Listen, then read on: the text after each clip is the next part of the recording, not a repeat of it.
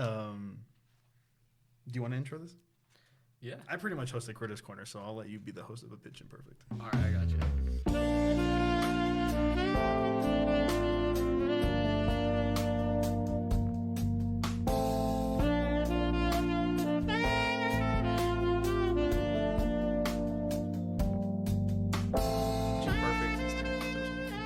Oh, because we made it a two-parter. Yeah, we missed with it. Okay.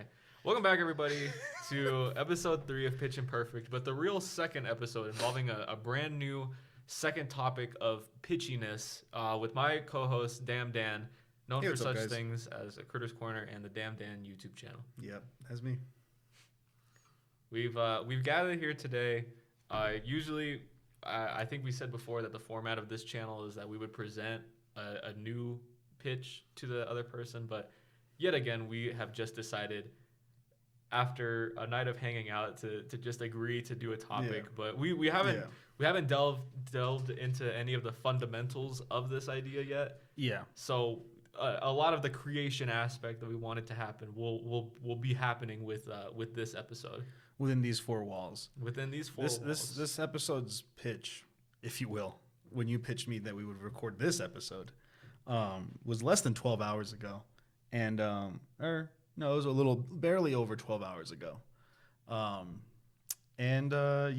what are we going to be pitching today, Jacob? Today we're going to be pitching the idea for a Chicken Little sequel. Yeah. So arguably one of the better movies that Disney's ever produced. If you saw the recent, let's say 6-minute, Once Upon a Studio short celebrating Disney's 100 years of existence, there was at least 2 to 3 seconds where Chicken Little was on screen, and it was good. 2 to 3 seconds if you had subtitles off. Yeah. With the subtitles, he did get a little bit Mike Wazowski, and all you could see is the little red on top of his head, which was actually what happened to us on our first watch. Yeah, it was. I was keeping my eyes open to see my favorite little boy, but yeah, he was in modern, he was in high def. CGI. Yeah, he was in high def. It was nice, and that got the gears turning on what a new story for Chicken Little in the game could look like. Yeah, because sort of like shameless reboots and sequels Disney's no stranger to any of those. Yeah. We even threw out the idea of a Chicken Little sequel series like Monsters at Work or Cars on the Road. Mm-hmm. That might be one of them. Zootopia Plus. Did that come out? A while ago, yeah. Zootopia Plus is what it's called, right? That was like a series of shorts, though. I don't know if we count that. Oh, it was shorts? Okay. I was going to say, if it was like a whole TV show for... Yeah, I don't think it was like a narrative series. Okay, I gotcha. But Cars on the Road and Monsters at Work. Two titans. Two titans of industry and sort of pushing the Disney Plus... agenda. Yeah, that's not what I was going to say, but yeah. The agenda of improving good movies, franchises from our childhoods. Monsters at Work Season 2 has been announced, and we're excited for that. We're so excited. They're getting Audrey Plaza back. Or it might not be her voice, but it's her character. They're bringing back a bunch of the characters from Monsters University, including that crab guy. And crab with the lisp. Yeah, crab with the lisp. And this guy hates charity. And whose voice is in Bobby Moynihan? He's not doing anything. He was in DuckTales. That's over. He left SNL. This is all he has left. The prime of his life has exceeded him, and now he needs that crab. He needs that crab back. I was gonna say crab money, but I think just getting that crab back is gotta get that crab back of the utmost importance. So naturally, like you said, our kind of idea was that each of us would come pitching someone else the idea, but what this is sort of going to be is where it was really just sort of a question of what if we pitched a Chicken Little sequel? And that was, again, 14 hours ago, and I haven't thought about it. I haven't thought about it either. Yeah, we watched a couple of episodes of Goosebumps. Oh, I guess we should say we did watch Chicken Little last night. So it's fresh in our minds. Exactly. Follow the Letterboxd. Yeah, and follow our Letterboxd. We'll put those in the description. We should do a watch-along for Chicken Little and put that on the channel. That would be amazing. A couple Twisted Teas in. Yeah. That would be nice. That would be nice. I think we could razzle it up. I think we could, yeah. I think we had some like good commentary last night with what we were saying. Definitely, yeah, we were pretty funny. A lot of them were visual bits. I will give us that. Yeah, there is that. But for the most part, we were pretty funny. And the what is it, like an hour and 10 minutes? How long is it? Something like that. Yeah, it flew by. 100%. Hey, it could have been 20 minutes in my mind. And that's all good. That's all the good. beauty of Chicken Little. How could you hate something that's so easy to watch? To this morning, I was on the toilet and I was scrolling through TikTok as you do when you're on the toilet. And I got a TikTok of this woman being like, "You got to go watch the new Killers of the Flower Moon movie. It's 3.5 hours long, but they use every minute." Because the whole thing, she was like, "If you need to piss during this movie, you can't. I'm sorry. There's no good time to piss. They use every minute." I would argue that Chicken Little did that first. And sort of pushing the envelope of using every frame of screen time that they had. With a third of the time. With a third of the in a fraction of the time, they accomplished 10 times more cultural significance. Chicken Little gets that I'm a busy individual. Yeah. And it respects that. It's a working man's movie. Exactly. Okay. Before we get into the specifics of this Chicken Little sequel, this, forgive me if I'm overstepping. This might be a little overse and completely backwards to the whole respecting people's times. Yeah. Would you like to reminisce about your history with Chicken Little? I would. Thank you for asking. I used to watch Chicken Little. I don't know about a lot, but the scenes are so... Am I talking too loud? The scenes are so iconic that, like, you kind of... I think... Did you not send me a meme about this where it's like I can... Oh, no, yeah, you sent me a screenshot of someone's letterbox where it's like, I can quote this. He's a 10, but... Yeah, he's a 10, but he knows he loves Chicken Little. I can quote this blindfolded. Yeah. And maybe not to that extent. But I mean, like, I used to watch that movie a lot. And like, all the scenes, they're iconic. You remember all of them. Some of them are pretty funny. Some of them not so much. Yeah, there's about 3 runt jokes where I was there was 3 different runt moments where we were both like, okay. All right, Chicken Little. All right, Chicken Little. The PP song that he did was one of them. Yeah. That was good. But it was one of those movies that I would wake up early to put on. I had the DVD that I'm about 90% sure was pirated, and we bought it out of the trunk of a middle-aged man's trunk of his car back when I was... How old were we when that movie came out? 3? We were 3. And me and Jacob did discuss this last night, but that's like the prime age to like show your kids that movie because they will remember it, but they won't remember remembering it. Yeah. It just sort of plants it right in their head when it's still kind of formative. And so that when they do rewatch it, like I would say in their preteens, it's magical. It's like, wow, I remember some fragment of this. Yeah. And they already feel nostalgic for it, but there's no feeling to be had. No. But they'll create... It's like a generational thing within a 20-year lifespan. Like you remember it when you were 3, and you're like, now I can actually remember it. Yeah. And then when you rewatch it, like in your 20s or late teens, you're like, I remember when I watched this when I was like 11. Yeah. So it's a beautiful experience. It really reminds you of the beauty of the world. Because I'll keep my segment on this short because I know you have a bigger connection to Chicken Little than I do. But I watch the movies a lot. I never had the video game, but I did have books. I had Chicken Little books. And I don't know if you had these or ever saw them, but they were very small books. Like those kids' books were like, they're like the ones where the pages are cardboard. Yeah. And they were like it's like if a character poster was a book. It was books, little mini books about the individual characters. And I had the whole set, naturally. And that was awesome. I had some McDonald's toys or whatever, like some Happy Meal toys. For me, I have no recollection of there being Chicken Little McDonald's toys. Maybe they weren't. Maybe they just were toys. No, I because when I was scrolling on Letterboxd, I saw that somebody I had like the whole collection of the McDonald's Happy Meal toys. There's no denying that it existed because big Disney movie at the time. Of course, probably some Home on the Range ones out there, netting big bucks. My Rosie O'Donnell pig. Okay, so I've pulled up the collection of Chicken Little McDonald's toys. Actually, no, never mind. I had that runt.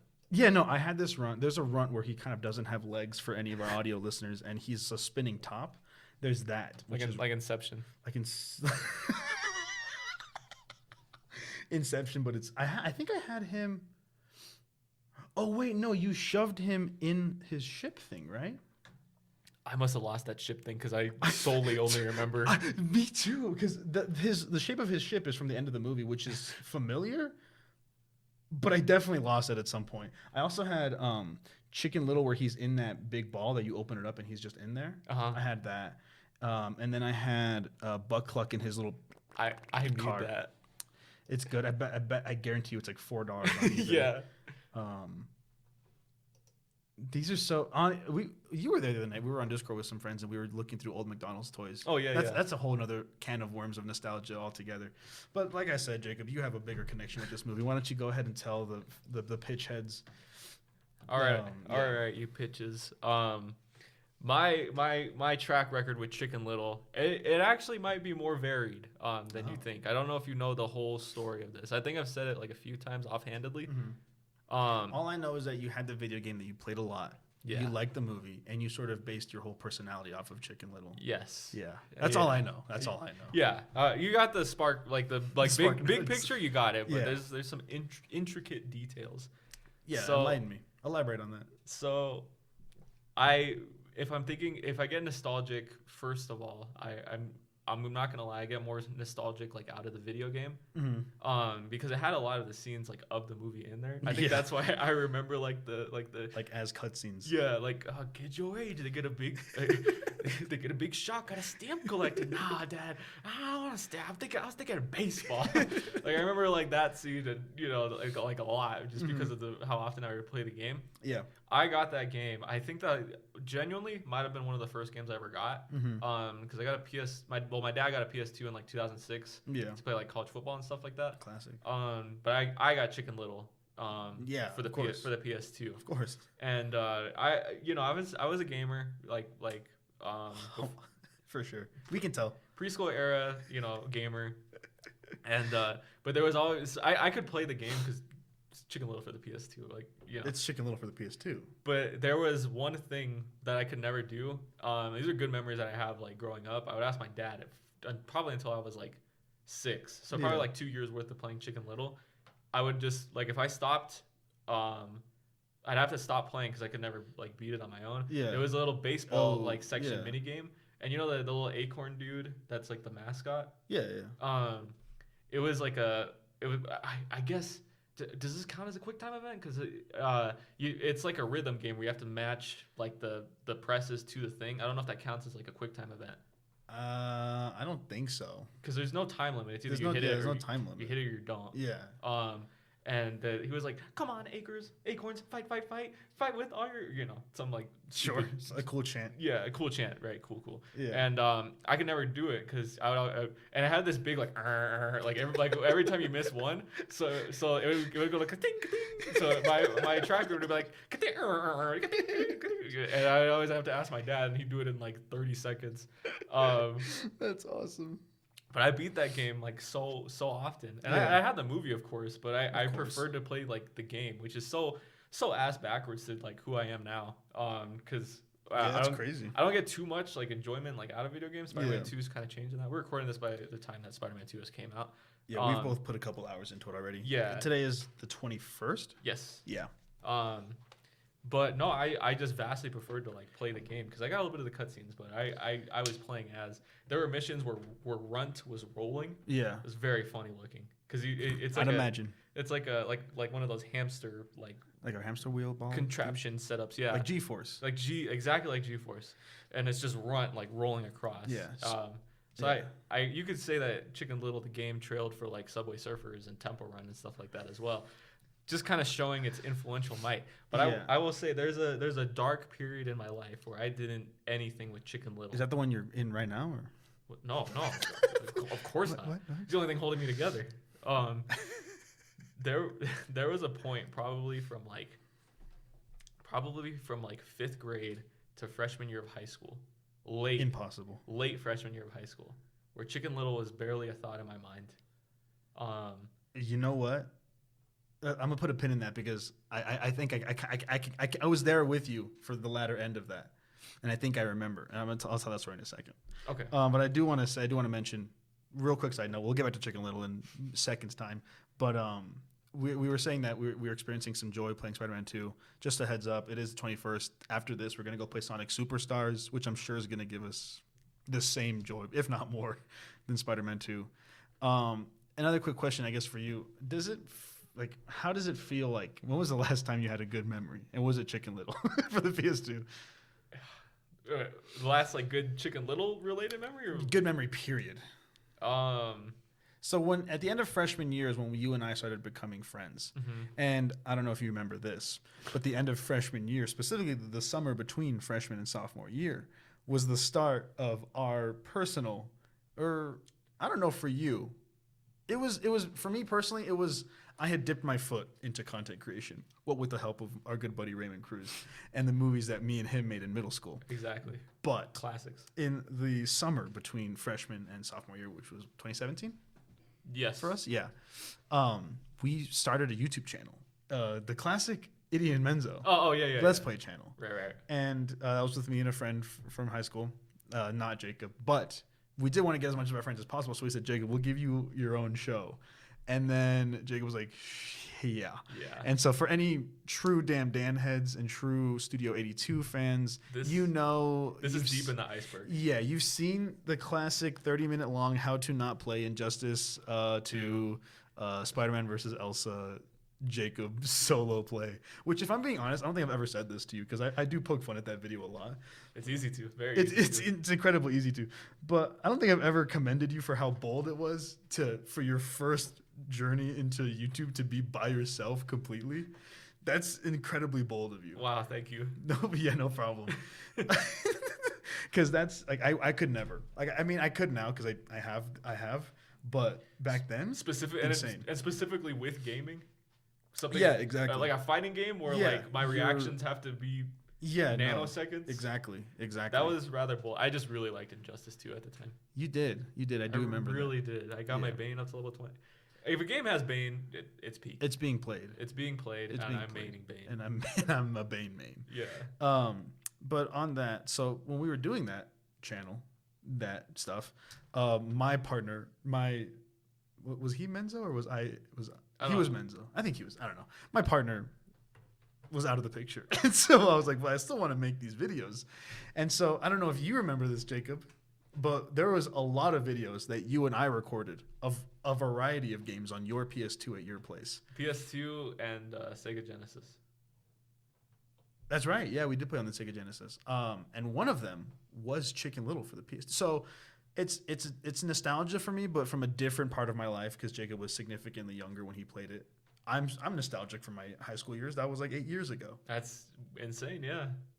That was 8 years ago. I know. Well, how I was 14, barely, like when I came into college. And I'm 21. When you came into college, you were 14. Like when I came into high school, yeah. I was a young Sheldon in nature. Yeah, young Sheldon.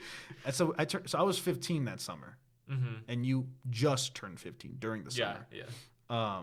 And we're 21 now, so 6 years. Yeah. That's a large It's still a long time. Saying it is very, like... Saying it does suck. Yeah.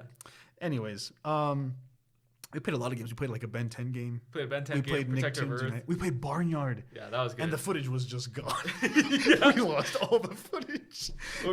Well, the only thing I remember playing on the Sega Genesis was we played Knuckles and Sonic 2. Mm-hmm. And I was just like, this is the first DLC ever for a video game. Yeah. No, we weren't good at being entertaining back then. No. But we were youthful. But we were youthful, and we were happy to be making... I'm happy to make my content. Yeah.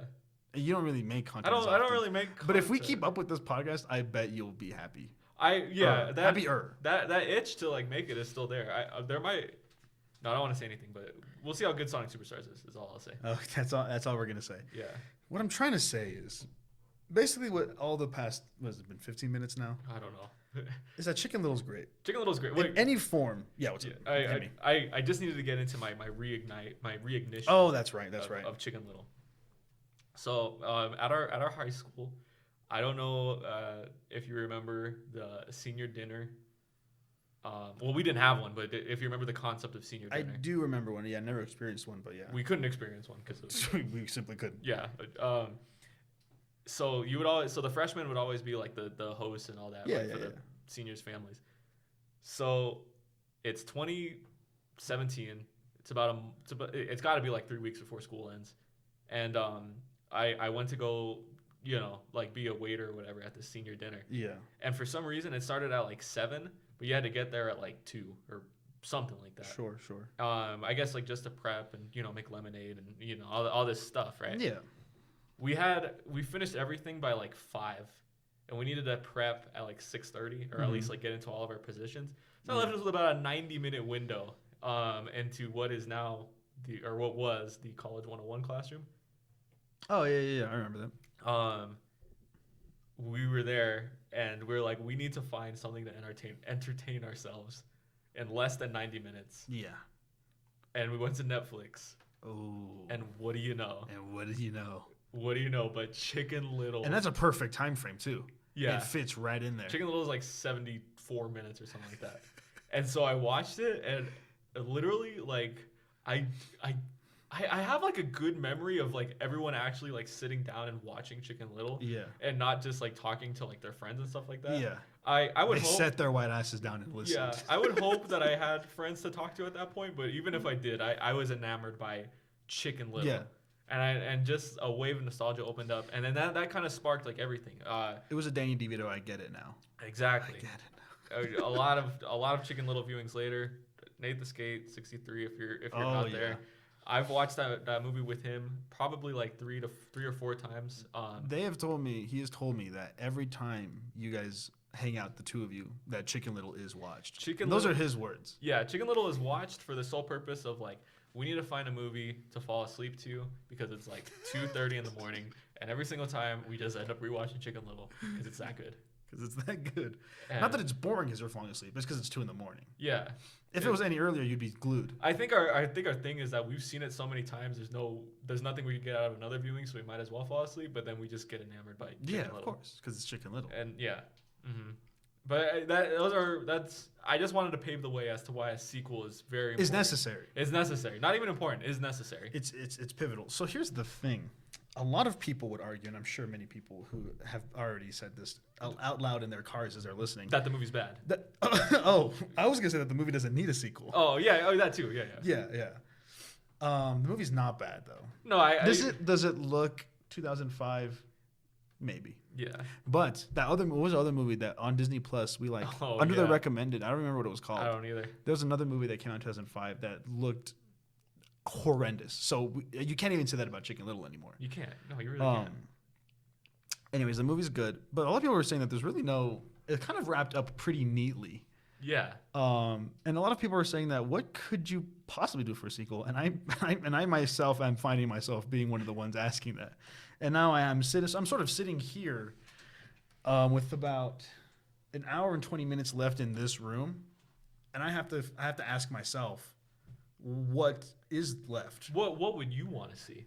What would I want to see? Let's start with that first. I'd want to see a healthy and a nuanced take on the clearly tumultuous relationship that Buck Cluck has with his son, Chicken Little. I was thinking the exact same thing. Now, the first thing that I want to mention is that we made a joke about this when we watched the movie last night, but I want to get into it. If you guys have noticed, for anyone who's not a Chicken Little fan, who's not familiar with the movie, I'd suggest familiarizing yourself with it. It's on Disney Plus, or you can like pirate it. It's probably not on Netflix. You can play the game. You can play the game. All the whole movie's there in the cutscenes. Yeah.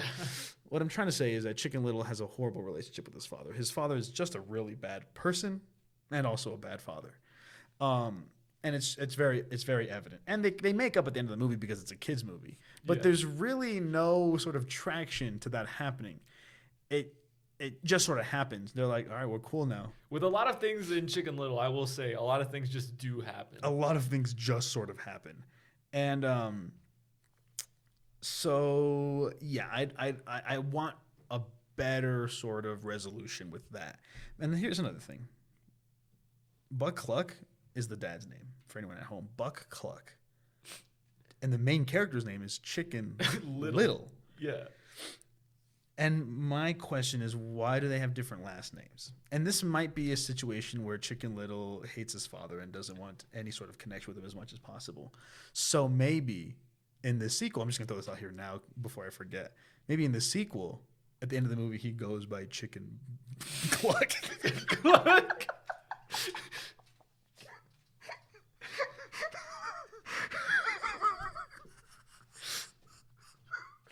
Okay. I'm just spitballing. No. And forgive and let me know if I'm overstepping. No, you're not. But I think a good arc would be if he ends the movie as Chicken.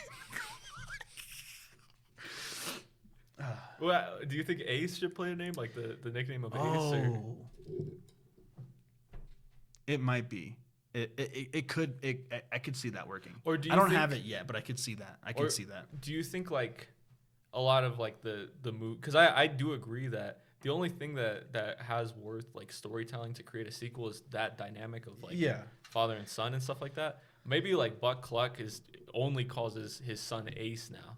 Okay. But it's like a it's kind of something he doesn't recognize this. Mm-hmm. Maybe when he says it, he's not even thinking it. Yeah. But calling his son Ace is just like boosting himself up from when he was Buck Ace Cluck, like in high school. Yeah. And so maybe Chicken Little like starts to like resent that. And the thing is like he wants to be like chicken. He wants to be Chicken Cluck. He wants to be Chicken Cluck, but his dad can only see him as Ace because he's clouded by like the good memories of being Buck Ace Cluck. Let me jump onto that for a second. Okay. Yeah. What if, because obviously in the first movie, well, the only movie, obviously in 2005's Chicken Little, Yeah. the titular Chicken Little tries really hard to earn that approval from his father. He wants to be the baseball player and blah blah blah, and it's about him trying to meet his father where his father can be proud of him. Yeah. And Buck simply does not make the effort back to Right. meet him. So what if instead of Chicken Cluck at the end of Chicken Little 2, it's Buck Buck Little? Come on, give me that. Okay, I'm so sorry. That's just piggybacking off of your idea. Let me introduce my own idea for a second. Okay. And I'm gonna be a little bold here, and you can, like I said, let me know if I'm overstepping. Buck Cluck dies in between the two movies. We're time jumping. How long? It's been 18 years. Oh my We're time God. jumping 18 years. This movie's almost as old as we are. We were 3 when this movie came out. If Chicken Little is older than you, I don't. If Chicken Little is older than you, then you turn the video off and you watch Chicken Little at one time for every year that you're age. Yeah, That catch up. Catch up. Buck Cluck dies in between the movies. It's been an 18-year time jump. Chicken Little and Abby Mallard. Abby Mallard. Abby Mallard. They have a child. Okay. And now it's about Chicken Little healing the broken relationship he had with his father through kind of like healing that inner child, giving this son or daughter, whatever, this child, the father that he never had. Okay. And it's still healing that relationship. It's a little bit bittersweet. Yeah. Especially for a Disney, but we can have a flashback where we see Buck Cluck die. Well, I was gonna say I might need like prevalent like Buck Cluck flashbacks just because just really sprinkled in there. One, because I'm gonna be honest, I love Buck Cluck's voice. He has such a good voice. Yeah. And I'm gonna be honest, his character is a piece of shit, right? For like a majority of it, but he's really funny. He's funny. He's really funny. He doesn't die in between the two movies. He is dying. He's throughout dying. the second one. Maybe he puts him in like a retirement home. Oh. Because like Yes. he knows. He knows. Like they saved the world together, right? And like they mended a lot of their things, but it I don't know. I know you haven't seen Rocky Balboa and like the I haven't. movies. Okay. I haven't seen any of them. But you've seen like the speech of That's how hard you can get to. yeah. And it's because the son is very like insecure like of himself because he attaches it kind of the opposite of Buck Cluck. Really a sort of kind of two sides of the same coin because he resents the last name of Balboa so much and he believes that it's the only thing that's like gotten him any like worth in life. And he resents his dad for it. And they make up at the end of the movie. And then when the Creed movies come out, you know, they never really like acknowledge Robert. This has to do with Chicken Little, I swear. I feel it. I feel it's they bring up that it is still like an estranged relationship. Yeah. And in Creed 2, spoilers for Creed 2? Spoilers. At the end of Creed 2, Rocky goes to Vancouver to see his son for the first time in like 10 years. Mm-hmm. His grandson's born. He's never even called to like talk to his grandson before. And it's just a beautiful thing of like them like regrouping that relationship again. Sure. But it's so much time has passed that even if you save the world or you give your son really good advice that will change the me, that doesn't mean it's going to be enough to like show that the issues aren't still there. Yeah. So, I mean, it's not one of those things where it's like I'm putting you in this retirement home because I hate you. It's one of those things where it's like I love you, Dad. I just this is just how it's going to go. Yeah, it's how this is how it is. It's how it is. We have a relationship, and I'm glad like, but it's just not strong enough to where the Chicken Little's like I've got my own life going on. Yeah, you know, Abby Mallard and I have a child. Yeah, we've birthed. We've procreated. Yeah, and it could be like a generational story. Maybe. And I like that a lot. Chicken Little's son's like 6 or 7. Yeah, and I think we're on the same page about that. My thing is, where's the alien invasion? the thing is, where's Kirby? Yeah. No, but my thing is, is it Disney? And I think it's not, and I think that's fine. Because here's the thing. Nowadays, Disney, it's not working. It's not working. No. No one gave a shit about what was the last Disney movie? Strange World. Nobody gave a shit about Strange World. Nobody gives a shit about Wish that's coming out. Pixar is doing all right. They're doing all right. Yeah. They're on thin ice though. Elemental. But let's just say the last year, Bad Guys, Puss in Boots: Last Wish, DreamWorks is on their ass. True. Kung Fu Panda 4 is probably going to go hard. Probably. And what I'm trying to say is Disney isn't working anymore. So we're going to go for the more, and hear me out. Again, overstepping, let me know. We're going to go for the iCarly approach where we're growing up with our audience. Yeah. We're going to make a mature movie. Not dark or gritty or sad, but mature. But real, yeah. But real, yeah. Because the thing is that these Disney movies, and they have these nice messages, but life isn't that simple. No. Life's problems can't be solved with a sentence. Exactly. Yeah. And put that on a shirt. Dare I say, and you know, maybe we'll have some merch of this, but stop me if I'm overstepping. This sounds Ghibli in nature. It's Ghibli in nature. I heard a quote that was beautiful. Yeah. And it said Pixar touches your heart, Ghibli touches your soul. That's real. That is true. It's because Ghibli, they're both very emotional experiences when done right, because they both have had their off days. Yeah. What with The Good Dinosaur on one side and Earwig and the Witch on the other. Yeah. But when a Studio Ghibli movie hits me, it hits me like deep. And I may not be like crying like I am in a Pixar movie, but but you are left thinking about it. Yeah, exactly. What's your favorite Ghibli movie? I would probably say only yesterday. I've only seen like 5, but and it's probably like one of the more flawed ones that I've seen. If I had to say like the best Ghibli movie I've seen, I would probably say When Marnie Was There. But in a way, that has a little bit more of like, honestly, that one kind of feels like an M. Night Shyamalan movie, like with the plot twists, like a good M. Night Shyamalan movie. Where it's like, this is a very like No Knock at the Cabin. No Knock at the Cabin. Not old. I'm talking like Sixth Sense. Yeah, classic. You know, his classics. Unbreakable. Unbreakable is actually that's my favorite. Anyways, different conversation. Different conversation. That's another episode. It's a really good, probably like the least like plot holes and stuff like that of like Ghibli movies that I've seen, or at least like criticisms I have. But only yesterday is the only one where it's like, wow, I feel like I need this movie. Like especially now. Sure. Like those like the Ghibli movies, even like the flawed ones. I'm a Sonic fan. Like I can appreciate like flaws in media. Yeah. Like you look beyond the surface. Yeah, whatever like makes me feel the most, that's what I care most about. Sure. And just the feelings that I get. And it takes a lot for you to feel something. Yeah. What I get out of only yesterday is hithered uncome to. What was that line from like Marvel or something? I don't know. Okay, but yeah. I don't know what you're talking about. I'm sorry. No, you're fine. I would say that, and I would want Chicken Little 2 to like resonate like in that ballpark. Yeah. What about you? What's your favorite Ghibli movie?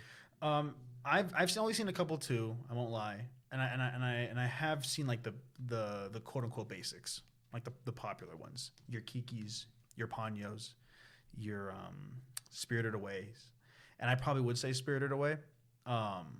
Either that or Kiki's. Spirited Away is pretty. I get probably like a common answer, but I mean it did win an Oscar. Yeah, it won an Oscar, and it's actually fucking life changing. I saw it for the first time this year, like in January.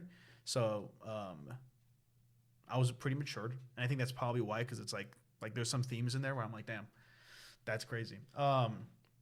Because you've always heard about Spirited Away, and everyone always talks about how good of a movie it is, but you don't really know until you watch it. And it's like a beautiful tale about the transition of like this girl, and it's like with her coming up with like school and stuff, and like growing up and all that, and the trials of that. Which, I mean, I'm a 21-year-old man. I was 20 at the time when I watched it, and so obviously I'm well above like growing up, but you don't really ever stop feeling that way of like being scared of new things and stuff like that. And that really resonated with me like that. And then Studio Ghibli also is, I don't know how to explain it, because even though I would say that, like, for example, have you seen Ponyo? No, but one of our friends told me to watch Ponyo, and that's the next on the Ghibli list. You should. It's really good. And the thing is that it's different from Spirited Away in my eyes, where off the top of my head, I couldn't tell you the quote-unquote like message. Actually, I could, but not like a super deep one on the level of Spirited Away. But it's such like a wholesome and heartwarming movie that it touches you just the same, simply off of the vibes and aesthetic. But this is a different conversation. What I'm trying to say is that Chicken Little 2 is gonna. What I'm trying to say is that Chicken Little 2 is gonna touch the soul. Yeah. Yeah. I feel like we have, in my idea, there is no alien invasion. There can't be. There's going to be left. references to it. Oh yeah, there has to be, but there can't be no aliens. Maybe they're rebuilding Okie still. Yeah, and maybe like the element of like the whole gang having like a movie like based on like maybe Fish like. Yeah, how do they deal with the fame? Like, super conceited or whatever. Yeah, like how do they handle the fame is a question that I think we need to explore. This is impossible. Well, no, I think we have like a roadmap. It's just like, and we have. Let me see how long. Let me see what the time is. This because we can't do another 2-parter. We're 37 minutes, and that's not bad. That's not bad at all.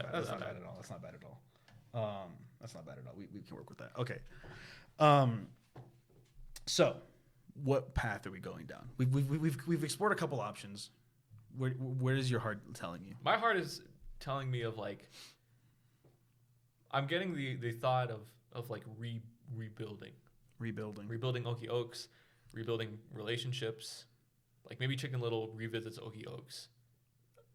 Maybe not for the best of like maybe he just found out that his dad is like sick, like he has polio because he's a chicken or something like that, and he hasn't visited his dad in like years. But Cluck has come to like see his grandchild and stuff like that. Yeah. But Chicken Little's never gone out of his way. I mean, the love's still there. They'll call each other like once a week and stuff like that. It's just a very like we're going. You have your life. I have my life. Mine is expanding. Yeah, and stuff like that. We drive home an idea from the first movie that is present in the first movie. It's not like the main message, but closure. Yeah, it's about closure. And that's what Abby's like exactly. Abby Mallard is still and she's still like kind of pushing him in a more like just like, hey man, you gotta talk to Buck. Yeah, we need to give Abby a better role. There is one thing to say about Chicken Little. It's that our two prominent female we did point this out that by the end of the movie, our two prominent female characters, Foxy Loxy, is that her name? Foxy Loxy, yeah. Foxy Loxy and Abby Mallard their personalities they're basically brainwashed by the end of the movie. It's like Foxy Loxy, the alien's straight up like she's a different person, and then Abby Mallard is like high the rest of the movie on love from Chicken Little, and that's not the world that we're living in anymore. And Chicken Little needs to know that. Yeah. And the third notable female character doesn't even speak. Goosey Lucy doesn't even speak. Incapable of speaking. Incapable of speech. Okay, so Goosey Lucy comes back fully super eloquent. I don't know. That's nothing. That's nothing. Well, maybe there could be. It could be a joke, but that's nothing plot wise. Yeah. Okay. Maybe Master Runt of the litter has to recognize. Like, I brainwashed this human being, this fox. Yeah.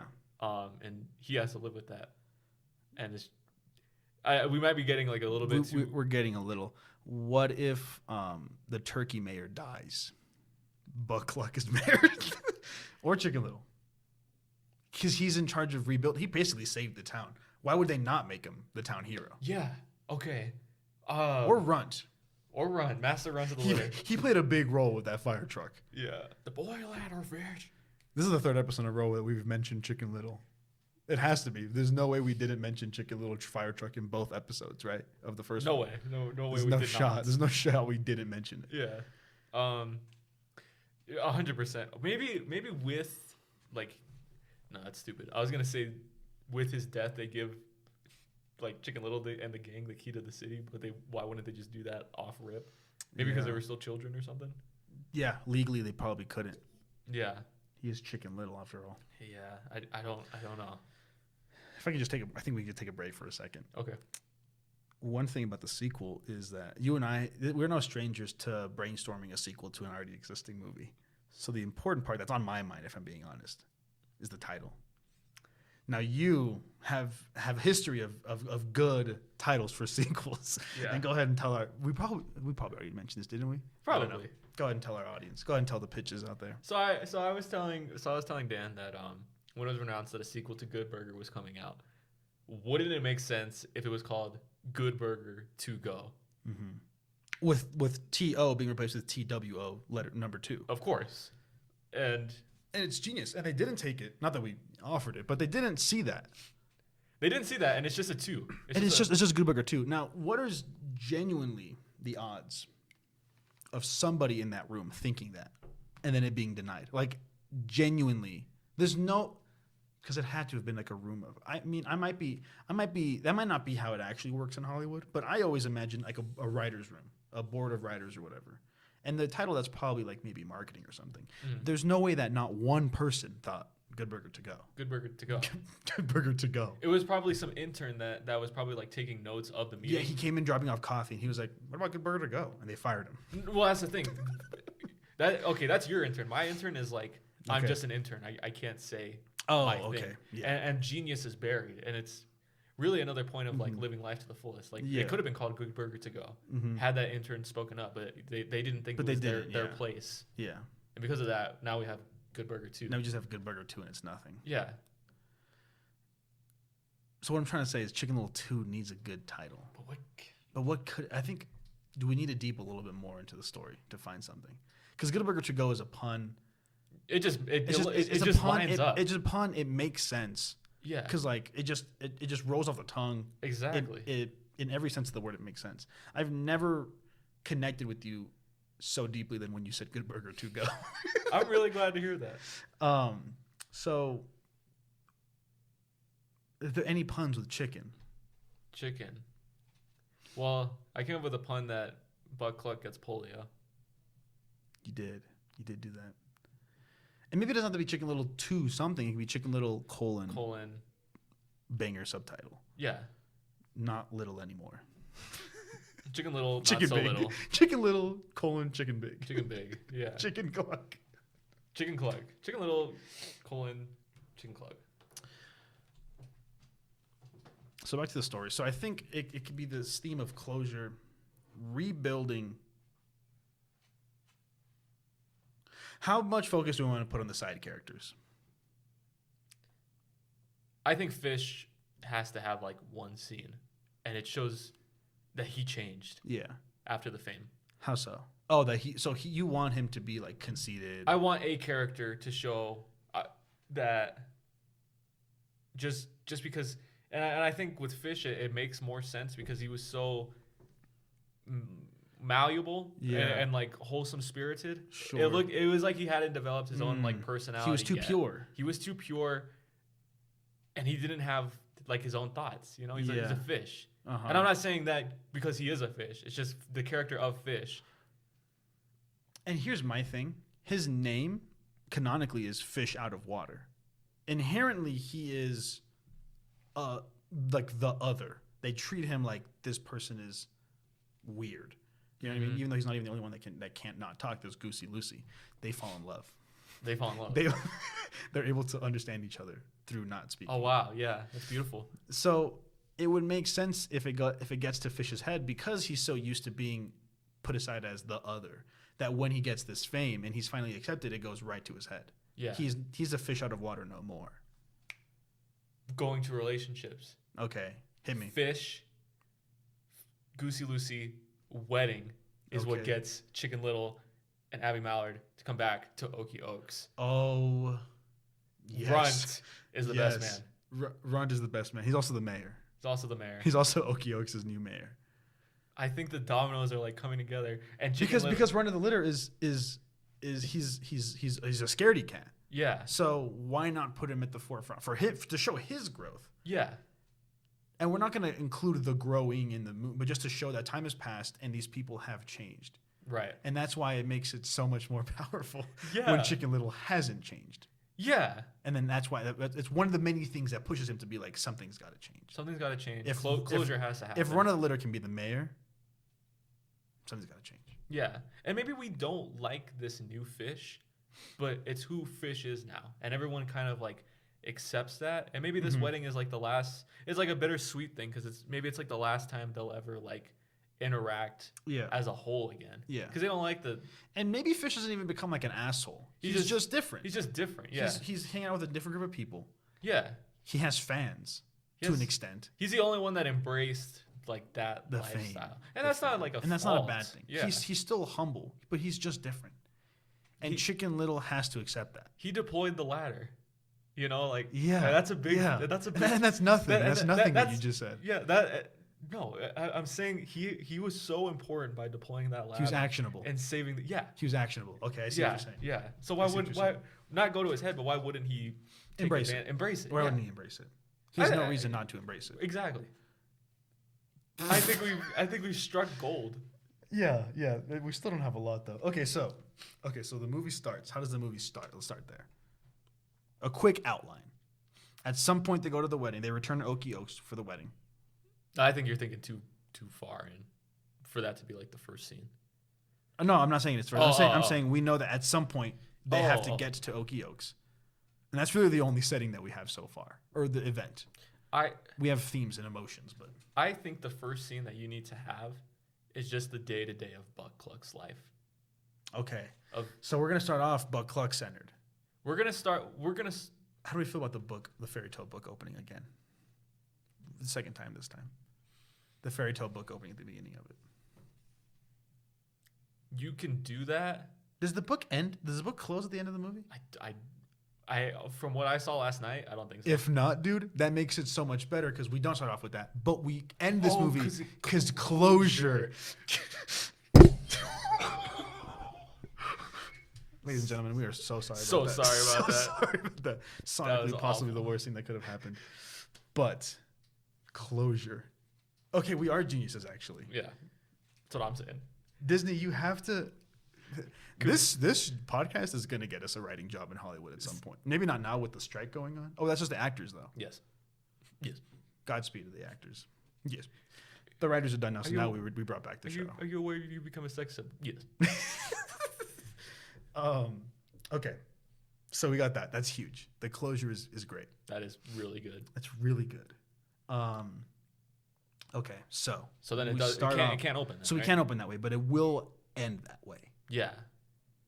And that's the final words we hear are Buck Clucks. And we don't know what they're going to be, but they have to be Bucks. Or are they Chicken Littles? I was thinking the exact same thing. Because, okay, sorry, go. I was just going to say real fast. It's a eulogy for Buck Cluck. Oh, wow. That's touching. That's powerful. That's strong stuff. I like that. I was just going to say thematically, it makes sense for Chicken Little because I think at some point with this idea of closure and sort of addressing the past, it's kind of like Chicken Little is ending what Buck Cluck started. Right. And that's perfect. I can't do this. No, you can't. You can't. I think it's good. It's strong what we have. The idea of it is strong. The idea of it is strong. Maybe we're idea people, and I think we're big idea people. I think we leave the sort of dialogue and scene by scene to other people. Yeah, but we're big idea people. Themes, we're emotions. I'm an emotional guy. I'm a big ideas man. So, where does Foxy Loxy play on this? Because I think the injustice that was done to her has to be addressed. We gotta address the same way that we're addressing Abby's. We have to address Foxy Loxy's. So let's start off. She was okay. You know what? Let's do a little something here. Put yourself in the shoes of Foxy Loxy. where are you left at the end of the movie? Where are you in your life going forward after the events of the first movie? I don't think Runt and Foxy Loxy go on for that long in a relationship. They don't make it. Because Roxy realizes that, like, a part of her is like, this isn't me. Yeah. Because there was no hints of them before the brain damage, was there? Oh, not at all. Not a one. Not an iota of thought. That could be something that's huge, and I think that can be on a small scale. Introducing the audience and also Chicken Little to the idea of closing the past, because if they are going to meet at the wedding, Foxy Loxy is going to be Goosey Lucy's maid of honor. Oh yeah, maid of honor. Maid of honor, right? Yeah, yeah. And then Runt is the best man. They have to confront each other at that point. Mm-hmm. And maybe that's not where this happens, but when Mr. Little is like, aren't you guys, like, what's going on there? And Runt is like, we understood that where we were is not who we are now, especially for Foxy Loxy. And so it just didn't work out. And there's no hard feelings. It's just that we are different people. And it's just the way life goes.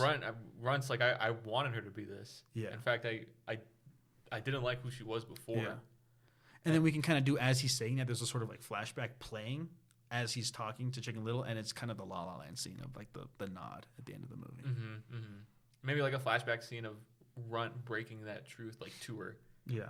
And then just Foxy Loxy being like, I'm sorry for who I was before, but you had like no right to do that. Yeah. But I mean, it's not like she's trying to cancel the mayor or anything. She's just like, because it's not, what happened isn't Runt's fault, is it? well, because Joe Swanson said that he could change her back.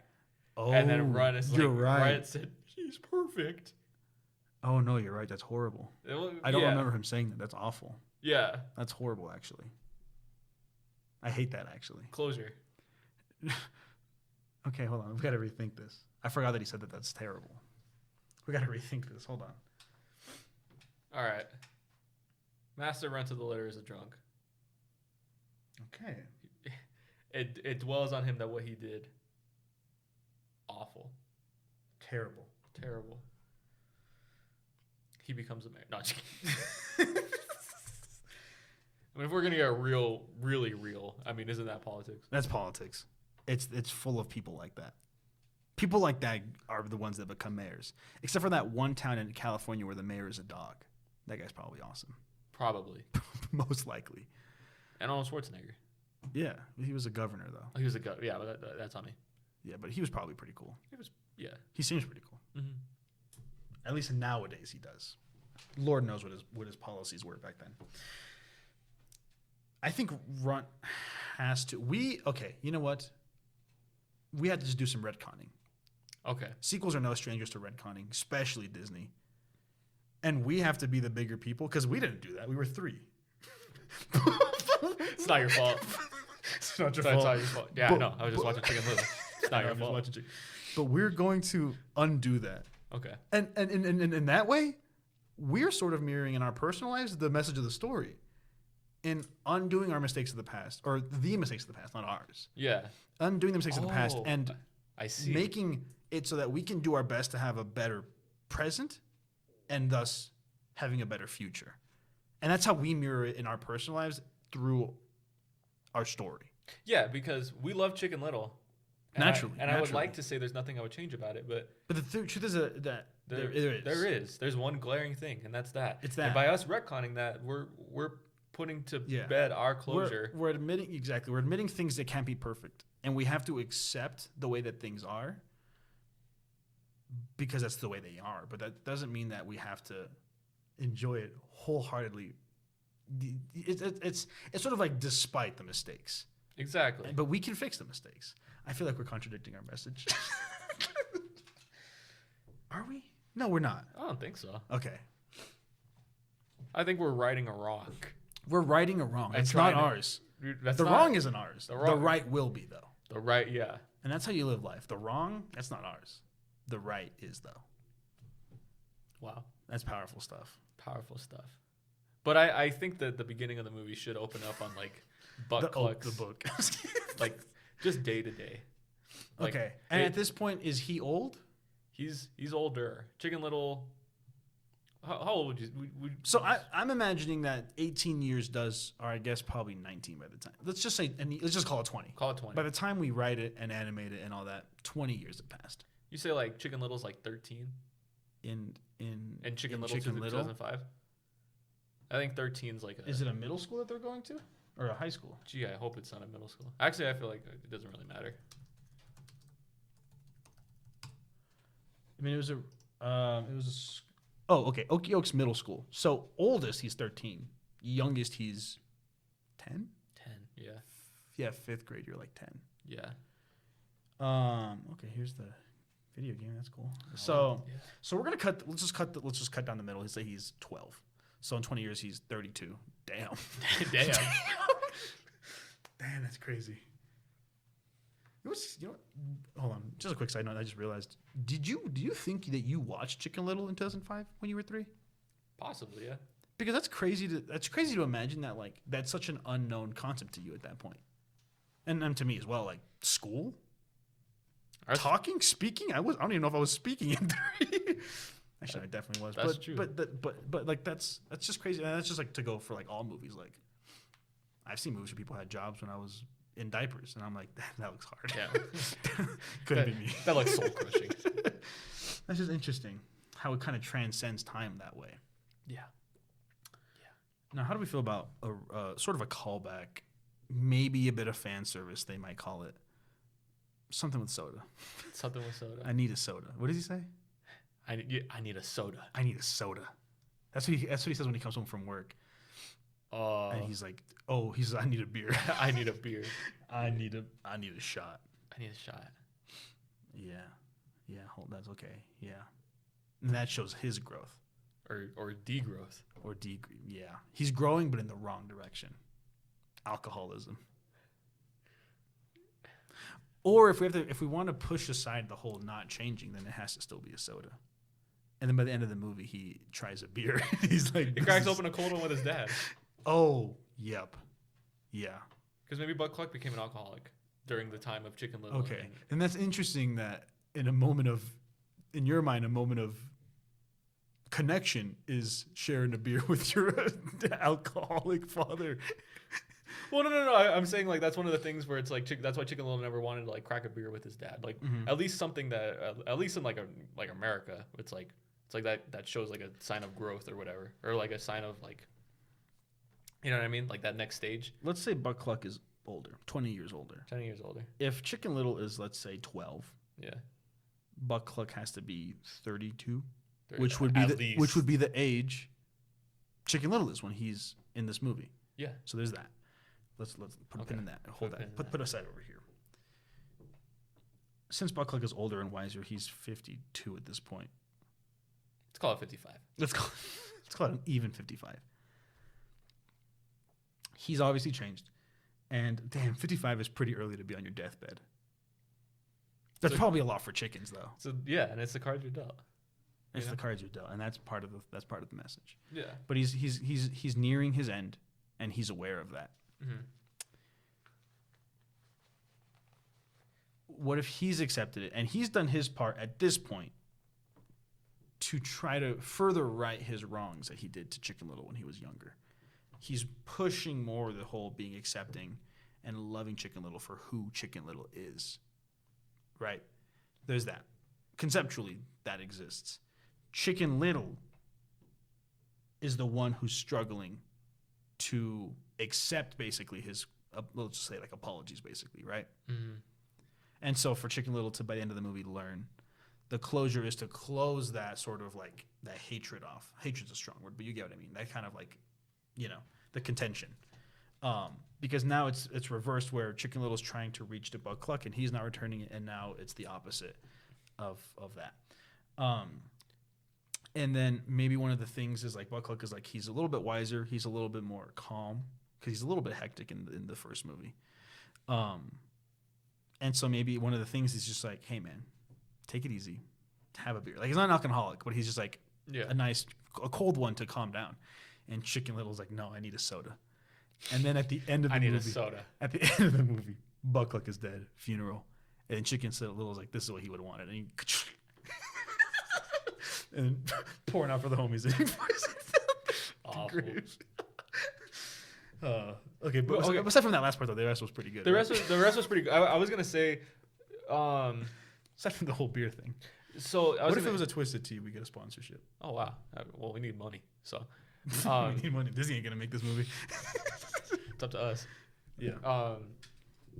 I was gonna say, Buck Cluck after his apology scene, there is something that I've noticed where he really like backpedals and puts himself down a lot.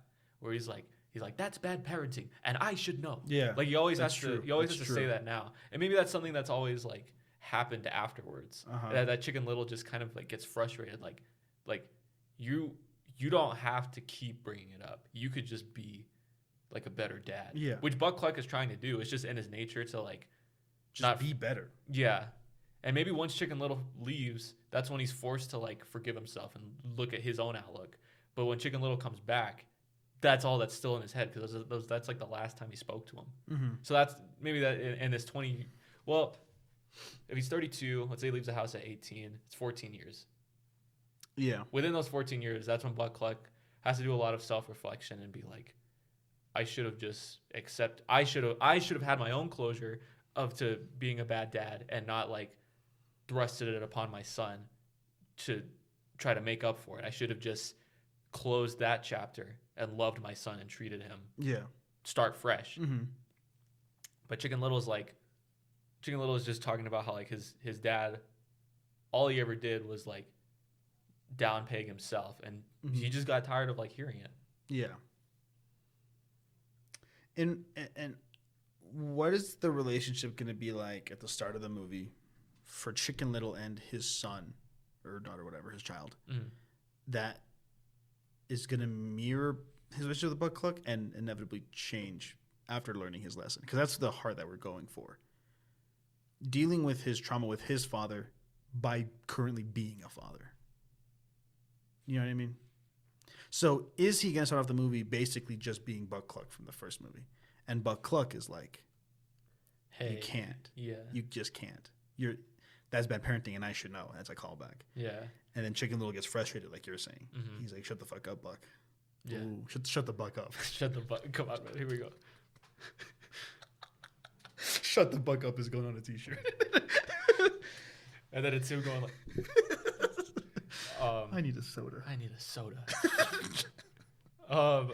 I want to say like, what would be the inverse to make sure that what happened to Chicken Little would never happen to his son, but it goes so off the deep end? You know what I mean? Oh, I see. That That it becomes he overcorrects. A whole different issue. Yeah. He overcorrects. Because Chicken Little always wanted to do what his dad did. Well, maybe that's the thing. Maybe he's becoming so. I wouldn't say Buck Cluck was necessarily strict, but he is very like. Well, because Buck Cluck doesn't necessarily. Wait, hold on. I'm losing something. Because why does Buck Cluck suck? Because he just hates his son. Essentially. But the thing is he's weirdly like, join a chess club, do a glee club. Like, he's kind of supportive. It's just that he's only supportive because he knows Chicken Little will fail at the other thing. Yeah, and he's supportive because it's like, I think the thing with Buck Cluck is that he doesn't want to get caught in his son's embarrassments. Yeah. Because I think he says, like, you're embarrassing me or something like that. Yeah. So he wants him to do something that's so minuscule that if he fails at it, it doesn't reflect back onto him. So Buck Cluck and Chicken Little both want, in the first movie, Chicken Little to be something that he isn't. Because Chicken Little doesn't really want to be a baseball player, does he? No. He's only doing it because of Buck Cluck. He's doing, yeah. Because he's ace. Yeah. And then Buck Cluck doesn't want him to be with him because he's like, that's not who you are. So maybe... Well, Buck Cluck doesn't... Well, I guess, but... So maybe Chicken Little needs to find out who he is. Because I sure as hell don't know what Chicken Little is. I guess so. Because... He's just determined, or he's just like... Maybe the first movie's a little messier than I thought. because I'm starting to lose it a little bit now that I'm going deeper. We can still watch Chicken Little again, right? We can still watch Chicken Little again. I mean, we're going to for the watch along. Oh, yeah. Okay. They both want Chicken Little to be something that Chicken Little isn't. But for different ways. Because Chicken Little wants to make his father proud. But the problem is that what Chicken Little doesn't realize is that his father's never going to be proud. And that's obviously not true, but that's basically how it feels throughout the movie. Mm-hmm. I don't get it. But the only time that his dad is proud of him is when he succeeds at something that Buck was good at before. Mm-hmm. And it might be because it's such a shock to the senses. Like, he's actually good at baseball? What the hell? Yeah. So Buck Cluck is Ace from his heyday. That was what they called him. Yeah. And obviously they called Chicken Little Ace by the end of the movie. Did he call him Ace at any point during the movie? Buck Cluck called him Ace when he the night when he won, because he said, because he leaves and he opens the door again. And he says, "Hey, good night, Ace," and then he closes the door. Which to me is like kind of fucked up, because he's like basically encouraging him to now become the new Ace. Yeah. Because I think Chicken Little's thing is that he doesn't have like an identity. That's what I'm saying. So I have an idea. Okay. So it's a little bit deeper than what Disney's used to. But that's what we're going for. Yeah, new Disney. New Disney. Chicken Little doesn't have an identity. And he doesn't know who he is. Mainly because he tried so hard to be something he isn't for his father. And his father didn't even want that. But what his father did want also wasn't him. So he has no idea. He's got this ideas in his head of him being a hero, but all this stuff. He's conflicted. He doesn't have an identity. So the way he overcorrects is he's really like pushing his son, his child. We need a name for this child. He's really pushing Chicken Little Jr. to. I'm just gonna call him Junior. Yeah. He's pushing Junior to do all these different things to find Junior's self. And then Junior wants to do something. And Junior is scared of succeeding, whatever that is. And what Chicken Little has to learn is that there's got to be a moment where Chicken Little refers to Junior as Ace without Ace doing anything to, I guess, quote unquote, earn it. Because love's something you can't earn. You know what I mean? But what could that be? So Chicken Little doesn't have an identity. So do you think he's doing everything to give Junior an identity? So you're to saying, make sure Junior finds his identity. So you're saying that his problem is that he's too like encouraging? No, I don't know. There does have to be something with. There has to be. The thing is, it's hard to do the opposite because I can't tell what was going on with Buck Cluck. He just sucked, and unfortunately.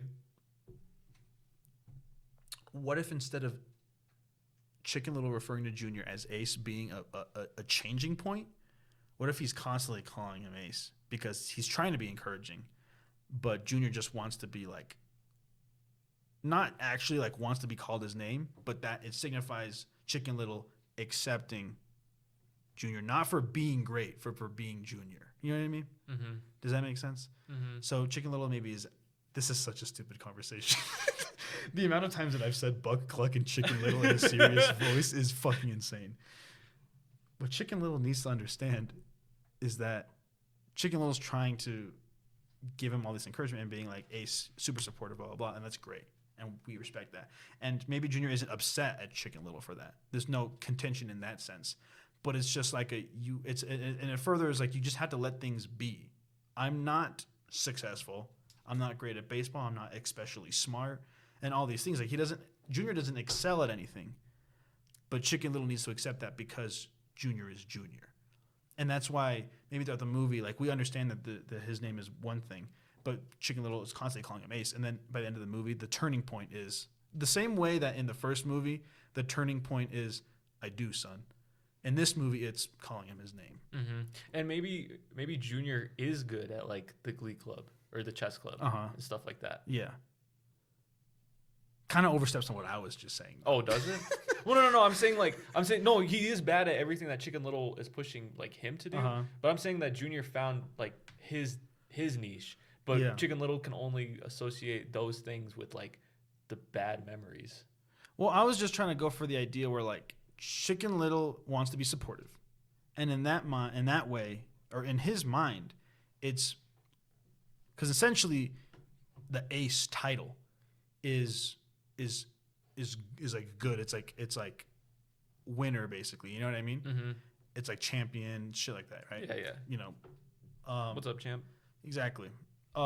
So in his mind, him saying that is saying that like, so when he doesn't succeed, he does it anyway to kind of give him this false like, hey, you're winning. Yeah. But Junior's like, it's okay that I'm not winning. Yeah. I don't. It doesn't bother me the same way it's clearly bothering you. I see. I don't need the victory. Yeah, yeah, yeah. I just need to be me. Mm-hmm. And it reinforces the theme of letting things be. Mm-hmm. So that's why he doesn't necessarily succeed at anything as long as he's happy. Yeah, You know what I mean? And maybe like this was like the thought that I had. Maybe Abby was the one that pushed for Chicken Little to be like Chicken Little Junior. Sure. And maybe that's why Chicken Little like tends to keep calling him Ace. Yeah. Maybe he went from like Chicken Little because my dad's a junior, and you know like my dad, right? My father doesn't call him Junior; he just calls him by like his first name. Yeah. Maybe like Chicken Little went from calling him Chicken, and then he went to Junior. Bless you. Thank you. And then it turned into Ace. Mm-hmm. And So then at the end of the movie, we circle back to Chicken. yeah, Shitty ass name though. it's a shitty name, but yeah. I And maybe do, that's son. Abby pushing for like her Chicken Little too. What if, like, they have these moments throughout the movie where they're like talking as father and son, and then Chicken Little will just say like stuff like offhandedly almost, where it's just like, "You're my champion, like you're my number one." Shit, supportive fathers say to their sons, like you're like you know what I'm saying, like you're my champion, you're blah blah blah. These things, and then finally, the same way, like I said, the same way that Buck Cluck says, "I do, son." He's like, "You're my son," Mm-hmm. and that's all I need you to be. Yeah. And that's the emotional climax where Chicken Little has learned his lesson. Yeah. Oh, and then as well, maybe Yeah. like Abby's nickname as like the ugly duckling and all that stuff. Maybe that's why Chicken Little. Maybe that's why Junior has such a strong like I want to be like who I am, because he has a much better relationship like with his mom, because his mom has like come to acceptance like with who she is, and She's been accepted. She's even in the first movie, she's pretty like whatever about yeah, it. she's like yeah. She's nonchalant. She jokes it off and stuff like that. Like all that stuff like doesn't affect her. Mm-hmm. And we could like delve deeper into that and just kind of show this relationship between like Junior and his mom, and showing like that's why Junior has this sense of like, I'm fine with, you know, I just want to be myself. Mm-hmm. And the aliens come back and they want Junior because he's the perfect specimen, thus by enforcing Junior being perfect as Junior. So it's like a knowing situation where Okie Oaks is gonna get destroyed, and Junior rebuilds. It's not about rebuilding Okie Oaks. It's about building a new home, void of Okie Oaks. Cut that. Yeah. Cut that. Okay, but overall though, Yeah. not a bad sequel. Some good bones. Still losing a lot of the plot is the thing. We have the heart of it for sure. 100%. We need a body for the heart though. Yeah. This is sort of a Adventure Time cardio situation. How much time do we have to find that? Oh man. Well, we're here until 4. And it's 3:32.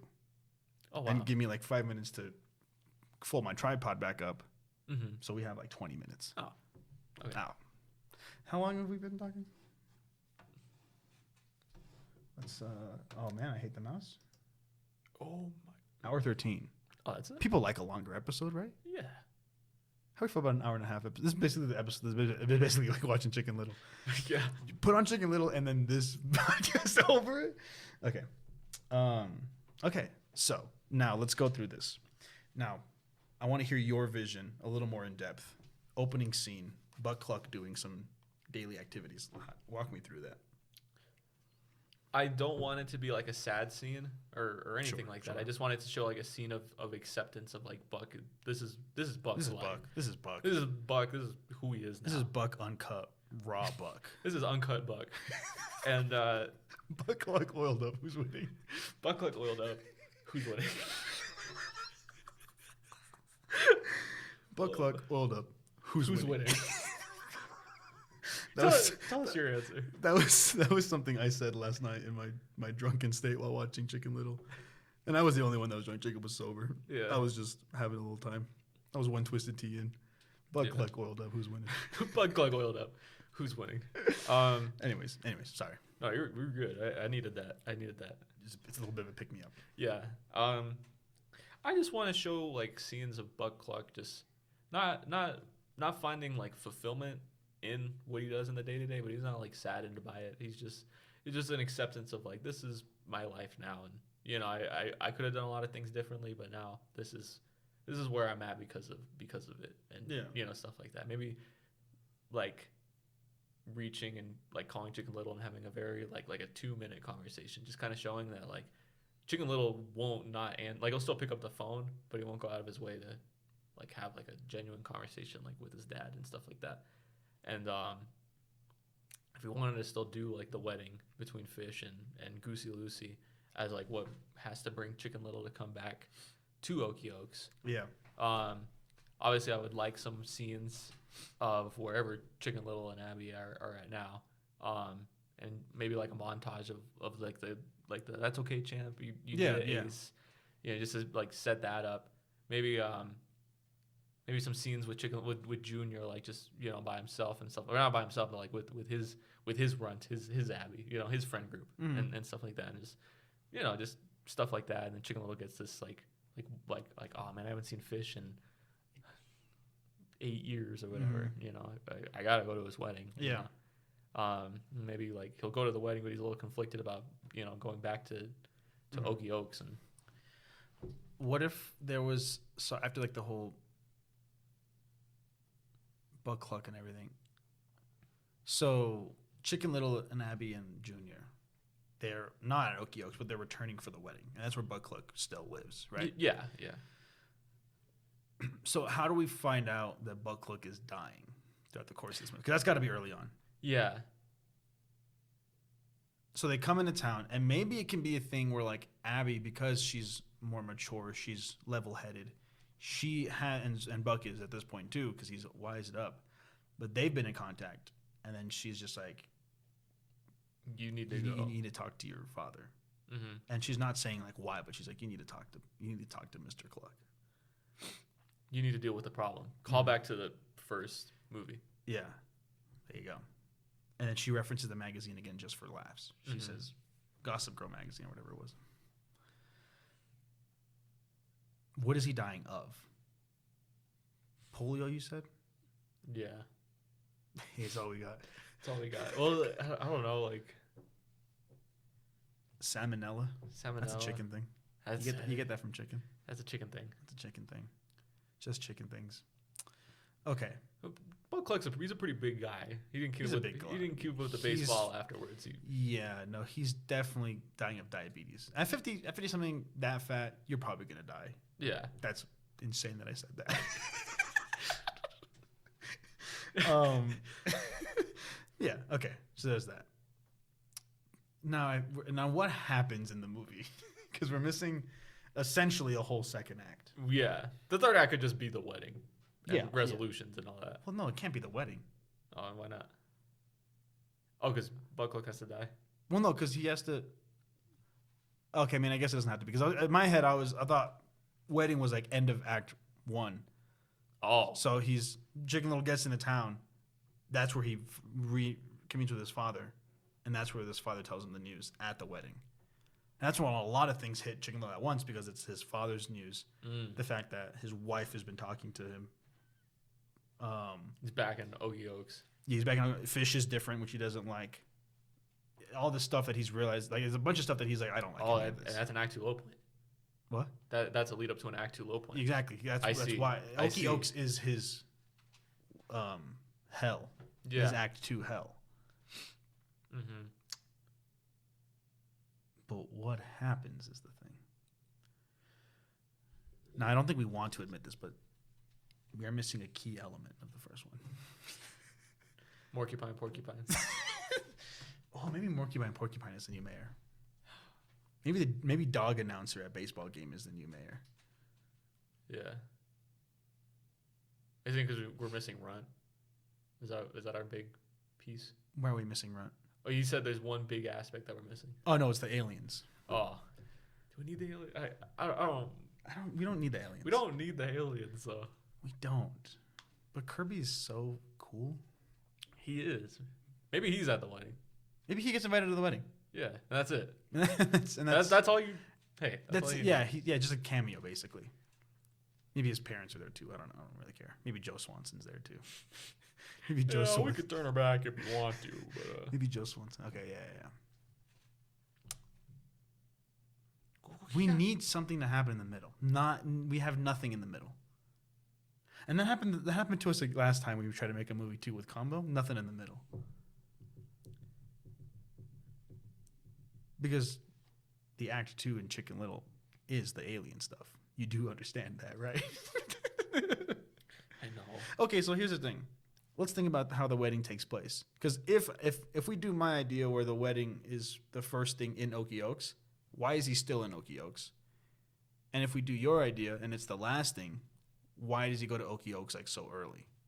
Oh, I'm fine with it. That makes so much more sense with it being the end of Act 1. Okay. Then why is he still in Okie Oaks? Why does he stay? Oh, well, because his dad's dying. Mm-hmm.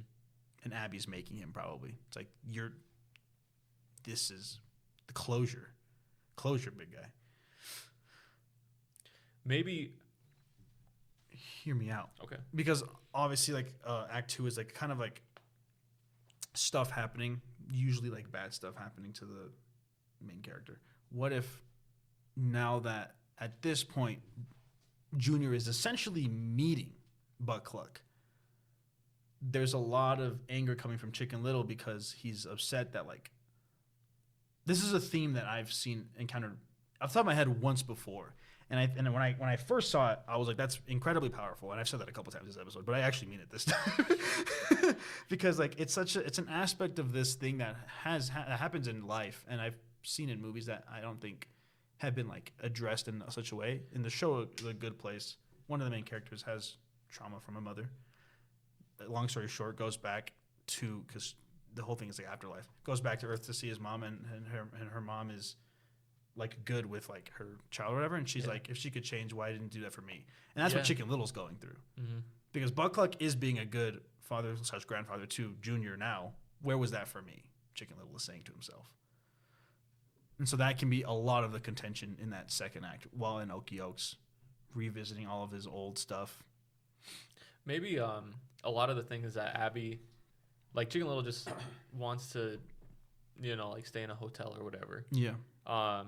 And just he's in Okie Oaks, but he's not confronting anything about it. Sure. Maybe Abby's like in a playful way, or like, let's have a date night, let's revisit like all of our old places, in a build up for him to forgive Buck Cluck, because maybe a part of him is still like the town, what the townspeople did to me was really fucked up, and he's thinking about that more now. So maybe like going to all the old locations and having these things of like small acts of forgiveness, of like going to the movie theater and it's like, oh, it's Chicken Little and stuff like that.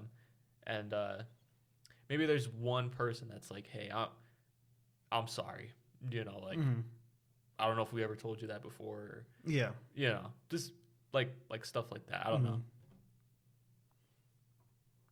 I think there should be like, obviously the wedding scene, and there might be a point where Chicken Little is so desperate, and Abby, and in his mind, Abby and Junior are on Buck Cluck's side, and he still kind of has that contention in him, but he doesn't want to be angry at him because his dad is dying, and it's still his dad, despite everything.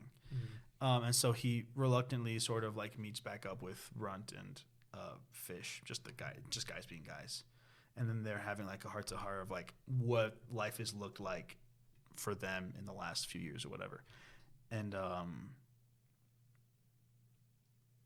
that's because Fish that we discussed would be like the one going through the most change, right? Well, I guess we both kind of we decided that they would both go through a lot of change. What with Runt stepping up to have responsibility despite being a scaredy cat, and Fish finding a place despite being labeled a fish out of water. I don't know what I'm trying to say. There's no climax. We're missing half the movie, and we have 5 minutes left. Is this a satisfying episode of podcasting? I think we've done enough to where it's like, Okay, here's the thing. This is going to go on the Studio 82 channel. The first 2 episodes aren't even up when we're filming this. I haven't even edited the first one. We filmed it 3 months ago. yeah, They're going to go up. You're going to watch this episode probably like a month from now from when we're recording this. yeah. If you want a Chicken Little 2 Part 2, you let us know. Yeah. How many comments is it going to take? Keep in mind, we get an average of 1 comment a video. I think if we, okay, I hate to say it. If this video gets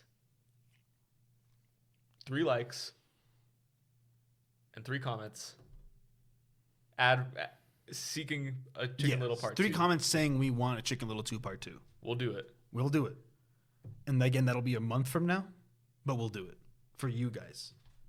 And I'm sorry if this wasn't a satisfying episode of podcasting, but it's been a few weeks for me, and I know it's been even longer for Jacob. It's been about 3 months. It's been about 3 months of podcasting. Well, you were here for... Oh, no. Never mind. I got you confused with the Critters Corner producer. Oh, yeah. You mean you get the resemblance? I do. You've gotten it. Anyways, that's the end of this episode. Did we have a sign-off? It's been too long. It 100% has been too long. We didn't have an official one because we only did 1 episode. But you... I don't know, man. Chicken Little 2... Oh, the name. Oh, yeah. What is it? Chicken Little 2. Chicken Little.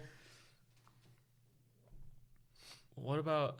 You know how their movie was called Ace in Action? Yeah. It was just called, like, Back in Action. There's no action. There's literally no action to be had. Also, Looney Tunes Back in Action exists. Oh, damn. Okay. Hear me out. Chicken Little 2, out of cluck. Like out of luck. It's perfect. It's a good sign off. All right. Well, thanks for listening. Thanks for listening, guys. We had fun during this episode. I think the thing that makes it fulfilling, if I could just say, is the fact that we got pretty passionate about making a... Yeah, of course. And can I just say, our original idea of coming with stuff ready kind of sounds boring in comparison to us figuring it out on the spot. On the spot, yeah. Maybe having some stuff. But, yeah. All we need is an idea. All we need is an idea. That's all it takes. All it takes is an idea and the willingness to pursue said idea. Yep. All right, next time, guys, we're going to make a new season of Mater's Tall Tales. Yeah. And, yeah. And honestly, if we're going to be here, might as well season 2 Cars on the Road. Yeah. For anyone who's watched my Chick era video on my channel, I have a good idea of where to take that series. You do. Yeah, so we can... Very similar to what this idea was. Yeah, I think I need to talk to my therapist about that. Why that seems to be a theme in my content. Well, what are you gonna do? Yeah, what are you gonna do? Go to therapy. This was a good meeting. Good meeting. Hey, we did it. Who would have thought? Who would have thought? Not me. All right, sign us off. Alrighty, guys. This has been Pitch Imperfect, episode 3. Thank you for reminiscing with us. Wait, what episode? 3. Oh. Stupid. Stupid. Thank you all for listening. I hope you enjoyed hearing about Chicken Little as much as we enjoyed discussing Chicken Little. Go watch Chicken Little. Go rate it over... At least 3.5. Yeah. That's what we both put it. Yeah. Yeah, that's a funny thing, too. For everything that we've talked about, it's only a... I don't want to say only, but... That is true. That's a 7 out of 10? Yeah. And when I watched it earlier this year in January, it was a 2.5 out of 10. Or out of 5. That was a 5 out of 10. It bumped to a 7. Hey, who knows? Next time, might even be an 8. I've come to terms with my 7. But there's so much to talk about. For sure. I love it so much more than is it actually a perfect movie, is what I'll say. Mm-hmm. At the end of the day, that's all that matters. Yeah. And honestly, if I can just jump in real quick Mm. for the 3 likes and 3 comments, if you have ideas to help us with the sequel, Yeah. you might as well throw us a bone. Get you a writing credit at least. A special thanks. Yeah. Story consultant or something. We'll talk to the producers. That would be us actually. Yeah. Yeah. Thank you so much, Jacob. Thank you. Thank you so Dan. much. Thank you so much to the audience. Thank you so much, Jacob. And if I can just say, thank you, Chicken Little. Thank you, Chicken Little. Yeah, the unsung hero. Peace out. Now that was a podcast.